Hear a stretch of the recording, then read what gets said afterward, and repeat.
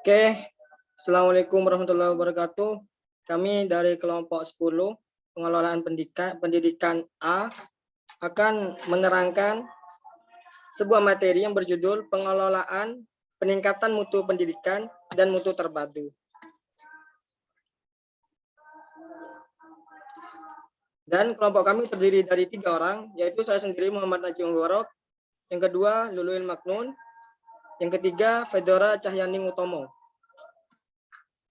Apa saja daftar isi yang terkandung dalam PPT yang kami paparkan? Yang pertama yaitu pengelolaan peningkatan dan mutu pendidikan. Yang kedua, konsep dan prosedur CQM. Yang ketiga, standarisasi pengelolaan pendidikan dan mutu pendidikan. Dan yang keempat, strategi peningkatan pendidikan dan mutu pendidikan. Let's jump to the content. Yang pertama, pengertian. Menurut Aminatul Zahro, mutu pendidikan merupakan kemampuan atau kompetensi lembaga pendidikan dalam mendayagunakan serta mengelola sumber-sumber pendidikan yang digunakan untuk meningkatkan kemampuan belajar peserta didik dengan seoptimal mungkin. Ini diambil dalam Aminatul Zahro dalam bukunya Total Quality Management Theory dan Praktek Manajemen untuk Mendongkrak Mutu Pendidikan. Next, akan dipaparkan oleh Saudari Fedora Utomo.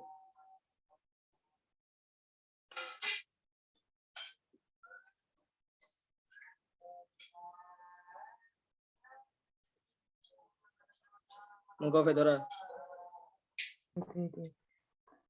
Nah, yang kedua ada konsep dan prosedur TQM atau Total Quality Management. Konsep TQM. TQM dalam bidang pendidikan haruslah mengutamakan pemenuhan kebutuhan pelanggan pendidikan dengan cara mengadakan perbaikan secara berkesinambungan terhadap seluruh aspek spesifik yang ada dalam lembaga pendidikan.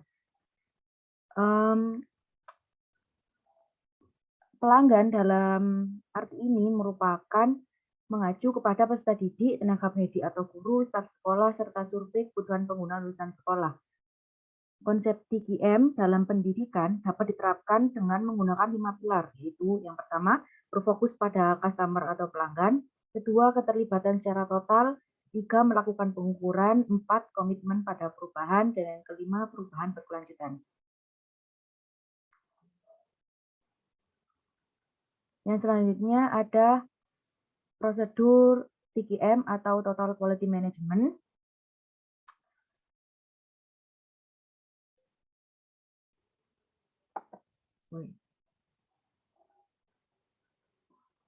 Untuk memulai mengimplementasikan Total Quality Management adalah sebuah tugas yang tidak mudah. Terdapat sejumlah langkah yang simpel dan penting untuk mengimplementasikan TQM dalam institusi pendidikan, yaitu sebagai berikut.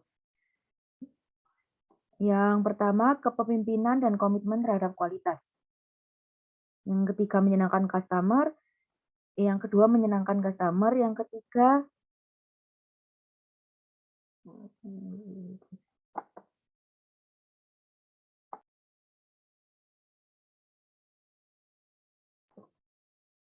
ketiga, menunjuk fasilitator berkualitas. Yang keempat, mengangkat koordinator yang berkualitas. Yang kelima, menganalisa dan mendiagnosis situasi terkini. Dan yang keenam, memulai training staff tentang kualitas. Selanjutnya, tentang standarisasi pengelolaan pendidikan akan disampaikan oleh Muhammad Najib.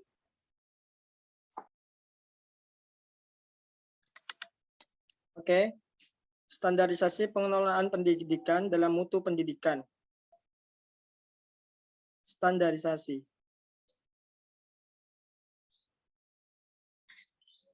Dalam Peraturan Pemerintah Nomor 19 Tahun 2005 tentang Standar Nasional Pendidikan, menjelaskan dalam pasal 1 ayat 1, standar nasional pendidikan adalah kriteria minimal tentang sistem pendidikan di seluruh wilayah hukum negara Kesatuan Republik Indonesia.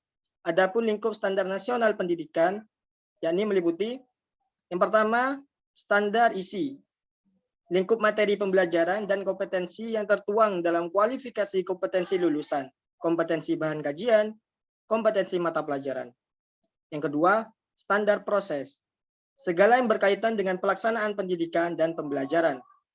Yang ketiga, standar kompetensi kelulusan, kriteria atau kualifikasi dan kemampuan peserta didik dan tenaga kependidikan.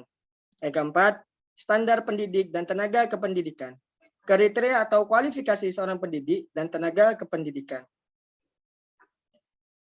Yang kelima, yaitu standar sarana, yakni kriteria minimal tentang ruang belajar, tempat olahraga, tempat ibadah, perpustakaan, laboratorium, tempat bermain, serta fasilitas-fasilitas sumber belajar yang lain. Yang keenam, standar pembiayaan. Mengatur komponen pembiayaan pendidikan dan penentuan biaya operasional pendidikan.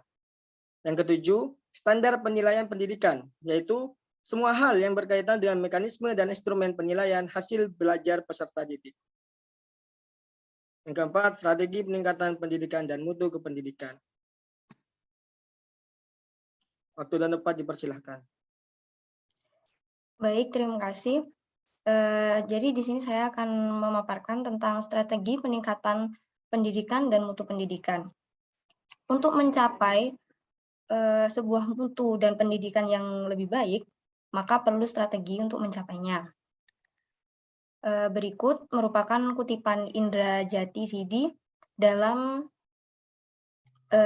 pemerataan pendidikan harus mengambil langkah sebagai berikut. Strategi yang pertama, yaitu pemerintah menanggung biaya minimum pendidikan yang diperlukan anak usia sekolah, baik negeri maupun swasta, yang diberikan secara individual kepada siswa. Kemudian yang kedua, optimalisasi sumber daya pendidikan yang sudah tersedia, antara lain melalui double shift, contohnya pemberdayaan SMP terbuka dan kelas jauh.